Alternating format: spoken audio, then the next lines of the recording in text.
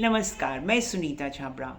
आज हम इस वीडियो में बात करेंगे, क्या आप बार-बार लोन्स, ऋण, कर्ज़ा जो भी कहते हैं, आप कहना चाहेंगे तो उसमें बार-बार फँस जाते हैं और बाहर निकलने का रास्ता नहीं मिल रहा, या एक बार ही चुका देते हैं, फिर जीवन में फिर लोन्स और ऋण आ जाते हैं। तो क्या इसका ज्योतिषी नज़र से हम इसको इस वीडियो में देखेंगे, क्या इसमें क्या हल है? क्या हम इन कर्ज़ों से छुटकारा पा सकते हैं? और अगर छुटकारा पा सकते हैं तो उसके लिए हमें क्या ज्योतिषी उपाय करने चाहिए, या फिर हमें ये भी सोचने की बात है कि क्यों हम बार बार फंस भी रहे हैं। तो हम इसको जो पूरे टॉपिक को जो है हम इसको ज्योतिषी नज़र से ही देखेंगे, और मैं अपने अनुभव के आधार पर इसको बताने की कोशिश करूंगी, क्योंकि ये विषय बहुत ही गहराई और सावधानी से समझने योग्य है। क्योंकि जो कर्ज़े होते हैं, लोन्स होते हैं, ये व्यक्ति के जीवन में ना केवल उसकी आर्थिक स्थिति को ख़राब करता है, बल्कि जो लोन्स होते हैं वो हमें मानसिक रूप से भी परेशान करते हैं, और जिसके कारण क्या होता है कि हमें कोई ना कोई बीमारी लग जाती है, और सोशली भी, सामाजिक दृष्टि से भी इसका असर जो है हम पर बहुत रहता है। तो अगर हम इसको टॉपिक को शुरू करते हैं, और साथ में जो भी इसको मतलब ज्योतिषी नज़र से इसको किस प्रकार से हम जान कर समझ कर क्या क्या कर सकते हैं, क्या उपाय कर सकते हैं, उसको भी समझेंगे। और ये केवल उपाय जो होंगे वो मैं धार्मिक दृष्टि से नहीं बताऊंगी, बल्कि इस तरह से देखेंगे इसको कि क्या रीजंस क्या होते हैं, और क्या वो रीजंस को हम ज्योतिषी नज़र से उसको दूर कर सकते हैं।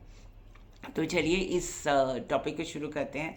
तो सबसे पहले जो हमारी कुंडली होती है, हमारे हॉरोस्कोप होते हैं, उसमें 12 ग्रह होते हैं। मैं इसको आपको बहुत ही आसान भाषा में समझाने की कोशिश करूंगी, ताकि आपको ऐसा ना लगे कि ये कोई ज्योतिषी या एस्ट्रोलॉजी की क्लास है। इस तरह से नहीं समझाऊंगी। 12 घर होते हैं, 12 हाउसेस होते हैं, जिसमें छठा भाव जो होता है वो आपकी कुंडली में लोन्स और इलनेसेस, हेल्थ को, दोनों को ही जोड़ता है। तो ये भाव जब भी जो भी ग्रह, जो भी राशि इस भाव में आती है, तो उससे ही आपकी जो कुंडली है उसको प्रभावित करते हैं। आप जीवन में मैं ये नहीं कहती कि लोन्स लेना गलत है, या लोन्स नहीं ले सकते। अगर आप देखें तो बड़े देश भी, अगर ग्लोबल लेवल पर देखें तो लोन्स और डेट्स लेते हैं। ये प्रक्रिया जो होती है, ये अंतर्राष्ट्रीय राजनीतिक, आर्थिक विकास और वित्तीय स्थिरता का एक बहुत बड़ा हिस्सा है। हर देश की जो सरकार है वो अपने सैन्य की और स्वास्थ्य की, शिक्षा की और इंफ्रास्ट्रक्चर को के आदि, ऐसे बहुत से रीजंस होते हैं जिनके कारण उनको भारी खर्च करना पड़ता है। और जब आम आदमी की जो टैक्सेस होते हैं उससे आने वाली आमदनी कम पड़ जाती है, तो जो डेवलपिंग नेशंस होते हैं या अंडर डेवलप्ड नेशंस होते हैं, वो खर्चा पूरा करने के लिए आईएमएफ, वर्ल्ड बैंक, इस तरह से की स्थिति में जो है लोन्स लेते हैं। इसी तरह जो हर व्यक्ति जो होता है वो अपनी जीवन में, जब उसको हो सकता है, रीजंस कुछ भी हो सकते हैं। जैसे आप हो सकता है कि रीज़न ये भी हो सकता है, आप अपने बिजनेस या काम के लिए लोन ले रहे हैं, या आप अपने घर के लिए लोन ले रहे हैं, आपको घर लेना है, नया घर खरीदना है, या घर की कंस्ट्रक्शन करानी है, या कोई व्हीकल, कार, स्कूटर आदि कोई कुछ खरीदना है, उसके लिए आपको लोन चाहिए। हो सकता है बिजनेस इन्वेस्टमेंट्स के लिए, या फिर एजुकेशन के लिए बच्चों की, या आप अपनी स्वयं की एजुकेशन, हायर एजुकेशन के लिए लेना चाहते हैं, या बच्चों की एजुकेशन के लिए कोई लोन लेना चाहते हैं। कभी कभी तो ऐसा भी होता है कि व्यक्ति को बीमारी आ गई घर में किसी की, या किसी कारण से बीमारी पे खर्च करना पड़ता है। एक शुभ कार्यों के पे भी खर्चे होते हैं, जैसे अगर कोई शादी है तो शादी पे बहुत खर्चा हो जाता है। और हमारा तो कल्चर, हमारी संस्कृति ऐसी है कि हमारे यहाँ पर शादी ब्याह पे बहुत खर्चे होते हैं। तो ये जो भी रीजंस होते हैं उनके पीछे आप क्या होता है, कभी कभी तो आप बैंक से लेते हैं लोन, कभी फ्रेंड्स से उधार लेते हैं, कभी रिश्तेदारों या प्राइवेटली लेते हैं। तो रीजंस कोई भी हो, सोर्स जहाँ से आप लोन लेते हैं वो भी कोई भी हो, परंतु जो लोन्स होते हैं इनका असर जो होता है आपकी डे टू डे लाइफ को, क्योंकि 6th हाउस जो होता है आपकी जो ज्योतिष में डे टू डे लाइफ को भी अफेक्ट करता है। और अगर आप देखें तो इनडायरेक्टली जिस तरह से छठे घर से आपको रोग से भी जोड़ा है, तो अगर आपके दिमाग पर बहुत असर पड़ता है कि ये मैंने लोन ले लिया, मेरा काम नहीं चल रहा, और जो मैं कमाता हूँ उसको लोन की किस्तों में ही मेरा पैसा चला जाता है, तो एक तरह से ये मानसिक दबाव होता है। और इवन साइंस भी ये कहती है कि जब मेंटली परेशान होते हैं तो उसका असर जो होता है हमारी हेल्थ पे डायरेक्टली इनडायरेक्टली भी पड़ता है। और ज्योतिष भी देखिए होता है, तभी तो ज्योतिष जो है, ज्योतिषी में जो हम नज़रिए से देखें तो ये जो 6th हाउस होता है वो आपकी ये जो हमारी ज्योतिष में ये रोग और ऋण दोनों को क्लब किया है। तो इसका अर्थ ये हुआ कि कहीं ना कहीं इस ज्योतिष में भी ये माना जाएगा या इसका असर दिखा है कि यदि आपको कोई इलनेस होती है, ये होती है, तो उसमें कहीं ना कहीं साइकोलॉजिकल मानसिक स्तर पे भी उसका असर जो है आपकी इलनेस से जुड़ा है। तो अब हम अगर देखें तो पहले तो 6th हाउस क्या है, मैं बहुत सारे पास्ट वीडियोस में बहुत बारी 6, 8, 3, 6, 8, 12 घर के बारे में बताती हूँ कि ये घर अच्छे नहीं होते। और 5th और 9th जो होते हैं, पंचम घर और 9th हाउस जो होते हैं, ये बहुत अच्छे घर होते हैं, ये हमारे भाग्य से जुड़े होते हैं। जो पिछले जन्म के कर्म हैं जो किए हैं उनके जो अच्छे जो इफ़ेक्ट्स हैं वो हमें 5th 9th से मिलते हैं। और जो हमने जो भी ऋण लेकर आए हैं, क्योंकि ये माना जाता है ज्योतिष में कि जब भी कोई व्यक्ति पैदा होता है तो वो इसलिए पैदा होता है कि उसको अपने पिछले जन्म के कुछ पेंडिंग कर्म्स होते हैं उनको कंप्लीट करना होता है। उनको जो होता है अपने जीवन में जो भी कर्म लेकर आया उसको पूरा करना होता है, तभी उसको राहत मिलती है। और मैं कई बार ऐसे भी कहती हूँ कि अगर हम उपाय करते हैं, धार्मिक उपाय करते हैं, वो तो सबको करने चाहिए, परंतु कार्मिक उपाय करते हैं जैसे कि जो हमको जिस कारण हमने जन्म लिया, यदि हम उन उपायों को करते हैं तो हमारी लाइफ में बहुत बड़े इफ़ेक्ट्स आते हैं। तो और परंतु उसको कोई भी किसी भी समय नहीं कर सकता। वो दशा भुक्ति वो समय होता है जब हमारी कुंडली खुलने के लिए हमें ईश्वरी रूप से वो जैसे एक प्लानिटरी विंडो होती है वो मिलती है। और हम उस समय जो है उस कार्य को करके अपनी कार्मिक जो हमारा ऋण है वो उसको पूरा कर लेते हैं। और जो भी हमारे कर्म की जिस कारण हो तो हमारा उसके बाद जो होता है ना, जीवन बहुत सुंदर हो जाता है, अच्छा हो जाता है। ऐसा हमारे शास्त्रों में दिया गया है। और इसमें कई बहुत सी किताबें हैं इससे जुड़ी हुई ज्योतिष में जिसमें इस प्रकार से वर्णन किया गया है। और विशेषकर काफ़ी ऐसी किताबें भी हैं जिसमें भगवान शिव पार्वती जी को बता रहे हैं कि ऐसा व्यक्ति जो है इस जीवन में ये पिछले जन्म में ये किए थे और इस कारण इसका जन्म हुआ है। और जब ये ऋण इस प्रकार से चुका देगा तो इसका जीवन बहुत सुखमय होगा। तो हम इसी चीज़ को ही समझने की कोशिश करते हैं कि क्या होता है। मैंने जिस प्रकार आपको कहा कि छठा घर जो होता है ज्योतिष में, ये वो घर होता है जहाँ से आप ऋण देखते हैं। अब ऋण जो होते हैं ये सिर्फ वो नहीं होते जो आप मॉनेटरी, वो तो ऑफ कोर्स होते ही हैं, क्योंकि ये जैसे आपने बैंक से लोन लिया तो वो भी हम 6th हाउस से ही देखेंगे। परंतु कुछ लोन ऐसे भी होते हैं जैसे पिछले जन्मों के अधूरे कर्म से होते हैं। अब देखिए, अगर मैं किसी को ये बात कहूँ ज्योतिष की, जैसे अगर कोई मुझसे पूछे तो मैं उसको कहूँ कि देखो आपने पिछले जन्म से ऐसे किया, तो वो कहेगा कि मुझे क्या पता मैंने पिछले जन्म में क्या किया, और मुझे तो ये पता है कि मैं इस जन्म में क्या कर सकता हूँ और क्या किया। अब देखो, जब कोई एस्ट्रोलॉजर आपको आपके पास्ट लाइफ से कुछ कनेक्ट करता है तो उसके बारे में उसको इंडिकेशन भी देना होगा कि आपकी फैमिली में इस प्रकार अभी हो रहा होगा और इस तरह से चीज़ें जो हैं, घटनाएं जो हैं वो घट रही होंगी। जो ज्योतिष है, ये एस्ट्रोलॉजी जो है इजी सब्जेक्ट नहीं है, क्योंकि जब आप ज्योतिष में तो यही करते हैं, पास्ट भूतकाल प्रेजेंट और भविष्यकाल, ये तीनों को जोड़ते हैं, दिखाते हैं और फिर करते हैं। तो इस समय आपकी अपनी कैलकुलेशंस और जो भी होती है उस पर बहुत निर्भर करता है। और परंतु कुछ भी जो भी चीज़ें आप पास्ट लाइफ से बोलते हैं कि आपने पिछले जन्म के में ये किया, उस कारण आपको उसका रीज़न देना पड़ता है कि देखना पड़ता है प्रेजेंट टाइम्स में वो किस तरह से आपकी लाइफ में सामने आ रहा होगा। तो इट्स अ वेरी कॉम्प्लेक्स, एक तरह से देखें तो बहुत ही डिफ़िकल्ट है पिन पॉइंट करना। परंतु हर ज्योतिष, आई एम श्योर कि एस्ट्रोलॉजर इसको डिकोड करने की कोशिश करता है। और विशेष परिस्थितियों में जो छठा भाव होता है, इसका जो संबंध है आपके, जैसे मैंने कहा कि आपके पेरेंट्स से, उनसे भी होता है। जैसे कुछ किसी किसी टाइम में जब आप अपनी कुंडली में कुछ ऐसे लेकर आते हैं ग्रह जो आपको, जब आप ये स्वयं से निर्धारित करते हैं कि ये मैं अपने कुल का, मैं अपने जो भी मैं कुल में अपने पिता या दादा या किसी भी फैमिली के जो मैं पैदा हुआ हूँ, मैं उनका ये जो ऋण है मैं स्वयं से दूंगा। इसमें ज़रूरी नहीं है कि ये सिर्फ मेन पे ही लागू होता है, बल्कि ये मेन विमेन सब पे लागू होता है।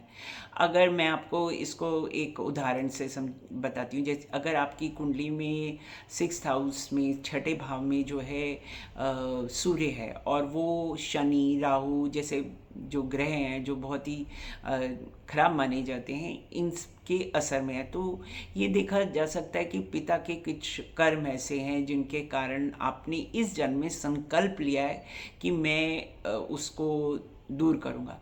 आप देखिए, हमारे हिंदू धर्म में क्या होता है कि एक पितृपक्ष भी आते हैं, श्राद्ध आते हैं, जो जिसमें आप कोशिश करते हैं कि पितरों को प्रसन्न करके पितरों के अधूरे कर्म को, या पितृपक्ष में जो भी आप कर्म कर सकते हैं वो करते हैं, जिससे कि जो भी श्राद्ध है, दान है, जो भी करते हैं, ये भी इसी पीछे इसका लक्ष्य भी यही होता है कि आप अपने ऋणों से मुक्त हो रहे हैं उनके द्वारा किए हुए। अब ये बहुत ही कॉम्प्लेक्स सब्जेक्ट है। मैंने जैसे कहा कि ये एक बारी में कई लोग मुझे बोलते हैं कि मैंने तो, हम गए थे, गया गए और हमने ये किया, लेकिन ऐसा नहीं होता। इसको जो भी ये जो सिर्फ जो दान से ही नहीं होता या गया जाने से ही नहीं होता, इस ये मेरी सोच है, मेरी मानना है कि इसके लिए कभी कभी इंसान को जो है अपने कर्म, अपनी श्रम से भी, यानी कि उसको अपनी जो भी मेहनत से अपनी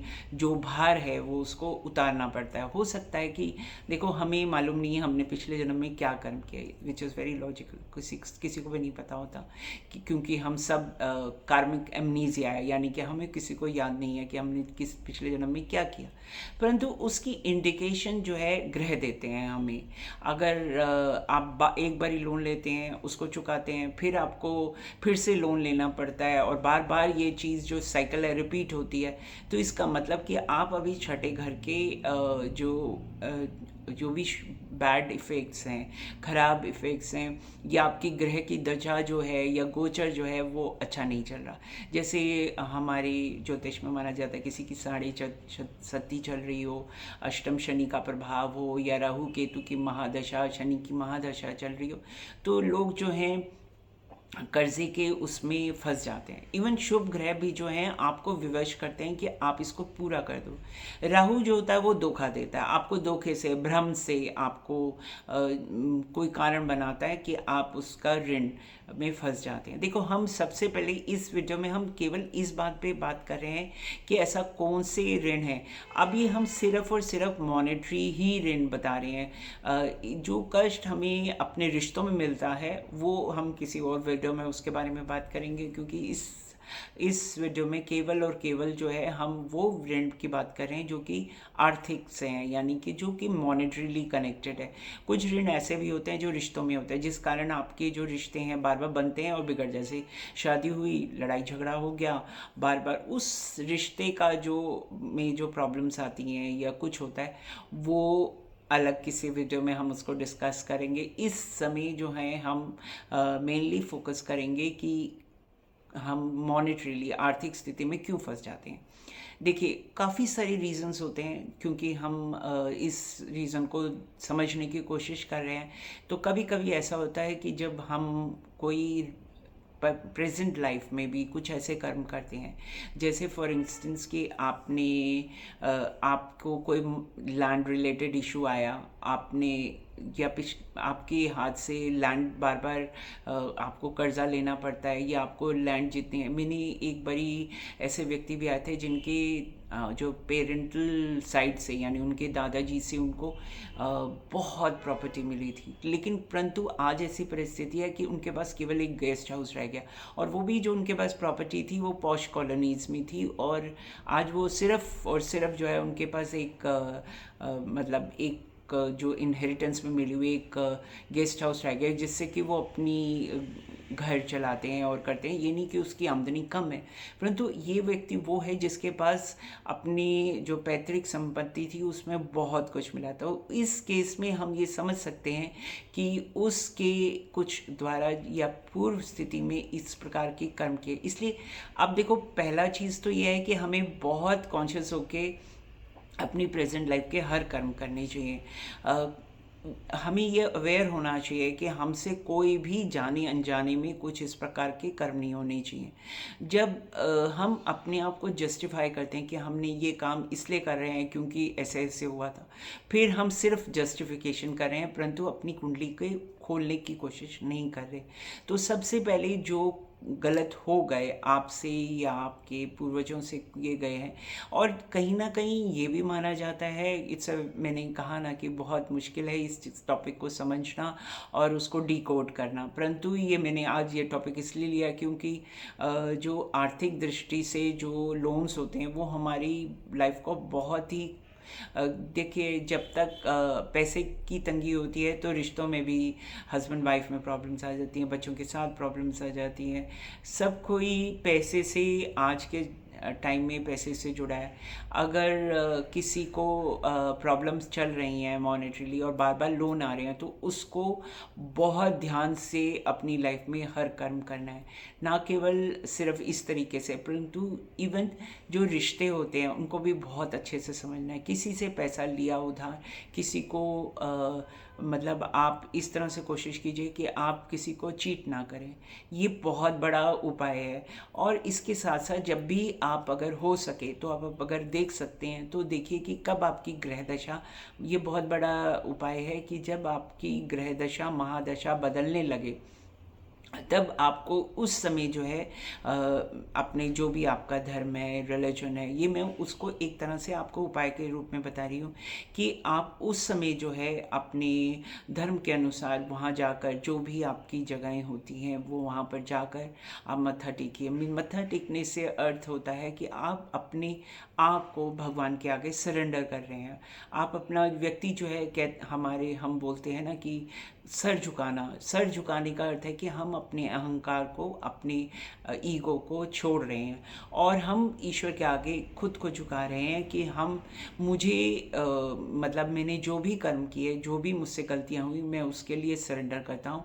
आप मुझे आगे का रास्ता दिखाइए। आई थिंक मेरे अनुसार जो है कि ये सबसे बड़ा उपाय है जब आप अपने आप को सरेंडर करते हो और नॉलेज, और जब आपको पता चलता है कि मुझे इस प्रकार से मुझे अपने जीवन में, पहला तो एक्सेप्टेंस है कि हाँ मैंने माना कि मुझसे कुछ गलती हुई है। पहले तो लोग यही नहीं मानते, इतना अहंकार, इतना होता है कि हमसे तो कोई गलती हुई नहीं और हमारे पूर्वजों से भी कोई नहीं हुई, क्योंकि आउट ऑफ लव, ये जानबूझ कर नहीं होता, आउट ऑफ लव, क्योंकि हम मान नहीं सकते कि हमारे जिन्हें हम प्यार करते हैं, चाहे वो हमारे पेरेंट्स हैं, ग्रैंड पेरेंट्स हैं, उनसे कोई गलती हुई है। परंतु कहीं ना कहीं हमारे दुखों का कारण कहीं ना कहीं हमसे और हमारी फैमिली से ही जुड़ा होता है। तो जब कोई हम एक्सेप्टेंस करते हैं और फिर हम वही, सबसे पहले तो वहीं से ही परिस्थितियाँ, पूरे ब्रह्मांड को जब हम इंटेंशन बताते हैं कि हाँ मैं ये जो गलती हुई है उसको दूर करने की कोशिश करूँगा या करूँगी, तो उसी समय जैसे कहते हैं ना कि पूरी एक बहुत बड़ा यूनिवर्सल चेंज शुरू हो जाता है। उसके बाद आपको परिस्थितियाँ, ऐसी चीज़ें आएंगी आपके सामने, जब आप उनको पूरा करना शुरू करेंगे तो आपकी लाइफ में धीरे धीरे रास्ते खुलेंगे। ऐसा नहीं होगा कि एक सडनली वन डे आप डिसाइड करें और उसके बाद जो है आपके अगले दिन सारे ऋण पूरे हो जाएंगे। ये बहुत स्लो प्रोसेस होता है। इसको करने के लिए आपको जैसे मैं कहती हूँ ना, बहुत कठिनाइयाँ सहनी पड़ती हैं। लेकिन जब आप ये कठिनाइयाँ, ये पूरे कर्जे, हो सकता है आपने किसी से पिछले जन्म में जब कुछ लोन लिया हो, पैसा लिया हो, चाहे वो या किसी की भूमि रखी हो, कुछ रखा हो, तो इस जन्म में आपसे वो जो चीज़ें हैं, और बड़ा इंटरेस्टिंग मैंने ये कोइंसिडेंस देखा है कि वो परिस्थिति आपके सामने फिर से आती है। यानी आपको फिर ईश्वर एक मौका देता है, क्योंकि ज्योतिष में ये माना जाता है जैसे सारे ग्रह जब गोचर में आते हैं वो अपनी एक एक साइकिल में वापस आते हैं। फिर ईश्वर आपको एक मौका देता है कि वो आप जो है उस ऋण को चुका सके। वैसी ही सिमिलर सिचुएशन आती है। तो अगर आपको कोई व्यक्ति मदद मांगता है या आपके पास आता है, तो आपको ये बिना हाँ या ना करने से पहले एक बार ये ज़रूर सोचना या समझना चाहिए, मैं कितना उसको हेल्प कर सकता हूँ और करना चाहता हूँ या नहीं करता हूँ। तो उसके पीछे रीजंस ढूंढिए और उसके बाद कीजिए। हाँ, मैंने कहा ना कि धार्मिक उपाय तो कर ही सकते हैं आप अपने धर्म के अनुसार जाकर, अपनी रिलीजियस प्लेस में जाकर आप अपना सर झुका सकते हैं, जो भी आप दान और वो कर सकते हैं। परंतु इसके साथ साथ अपनी कर्म में भी चेंज करना पड़ेगा। और जब भी मैंने कहा ना कि महादशा अंतर्दशा चेंज हो रही हो, गोचर चेंज हो रहा हो। अब जब हम गोचर की बात करते हैं तो इस समय जो शनि है वो मीन राशि में। मीन राशि जो होती है ये पिछले जन्म से ही कनेक्ट करती है, तो ये लास्ट होती है। एरीज टू पाइसेस, यानी मेष राशि से जो मीन राशि होती है, पाइसेस होती है, ये लास्ट राशि होती है। तो इस राशि में जब शनि आता है और जुपिटर जैसे जेमिनाई या मिथुन राशि में है, तो ये वो दोनों राशिज हैं। और इंटरेस्टिंगली राहु जो है कुंभ राशि अपनी ही स्व राशि में है। तो ये वो समय है जब हम अपने, इस समय जो पूरे ब्रह्मांड में जो ग्रह दशा है वो वैसी है जैसे हम ऋण पूरा कर सकते हैं। तो अपना अहंकार और वो सब छोड़कर, लेकिन शनि क्योंकि इस समय प्रभावित कर रहा है, तो जो कुछ भी होगा वो बहुत छोटे छोटे अमाउंट में होगा। यानी अगर आप अपनी पूरी मेहनत करके इस तरह से, चाहे वो कार्मिक ऋण हो, लोन्स, आर्थिक ऋण हो, देने की कोशिश करेंगे, तो वो बहुत स्मॉल अमाउंट से पे ऑफ होगा। अगर वो स्मॉल अमाउंट से पे ऑफ होगा तो आप ये समझ लीजिए कि आप सही दिशा में कार्य कर रहे हैं और आपका उद्देश्य जो है वो ज़रूर जो है वो पूरा होगा। शनि इस राशि में 2.5-3 साल तक रहेगा। तो ये आपके पास लंबा समय है जब आप अपनी कोशिश को इस तरफ केंद्रित कर सकते हैं। आप कोशिश कर सकते हैं, जब शनि मेष राशि में, पाइसेस के बाद मेष राशि में जाएगा, तो आपकी जीवन की न्यू साइकिल होगी। तो 30 साल जो है शनि जो है पूरी साइकिल को कंप्लीट करता है। तो आपके पास नेक्स्ट 30 ईयर्स को चेंज करने का ये बहुत अच्छा मौका है। और मैं इस वीडियो को इसीलिए बनाया कि जब हमारे पास 2.5-3 साल है, हम अपने लोन्स को, चाहे वो कार्मिक लोन्स हों, आर्थिक लोन्स हों, अगर हम पूरा कर लेते हैं तो हमारे पास जो next 30 years, what ever age group आपका है, तो हम उसके हिसाब से देखें तो हमारे पास अपने जीवन को चेंज करने का ये बहुत अच्छा मौका है। एंड आई होप कि आप इस वीडियो को पॉजिटिव वे से लेकर अपनी लाइफ को एक न्यू एंगल से देखें, नई दृष्टि से देखें और अपने संकल्प करें और अच्छी तरीके से जो है अपनी लाइफ को बेटरमेंट, इम्प्रूवमेंट करने का, इस जो ग्रह दशा है उसको खोएंगे नहीं।